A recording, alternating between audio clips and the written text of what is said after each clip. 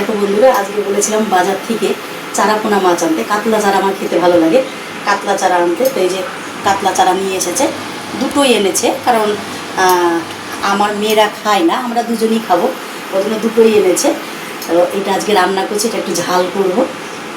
তো চলো, কড়াইতে তেল গরম হয়ে গেছে, এবার মাছগুলোকে দিয়ে মাছগুলোকে বেশ একটু লাল করে ভেজে নেব। মাছগুলো লাল করে ভাজা হয়ে গেছে, এবার এইগুলোকে তুলে নিচ্ছি।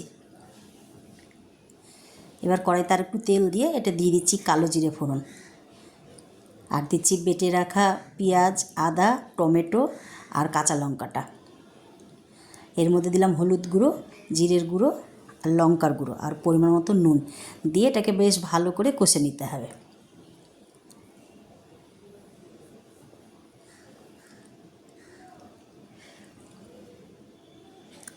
মশলাগুলো বেশ ভালো করেই কষা হয়ে গেছে, এটা দিয়ে তেলও বেরিয়ে গেছে।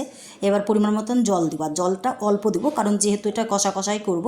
তো একটু ফুটে উঠলে মাছগুলো দিয়ে বেশ খানিকক্ষণ ফুটিয়ে তারপরে একটু গরম মশলা দিয়ে দিচ্ছি, ভালো করে নাড়াচাড়া করে নামিয়ে নিচ্ছি। এইভাবে রান্না করলে কিন্তু সত্যি মাছগুলো খেতে খুবই ভালো লাগে।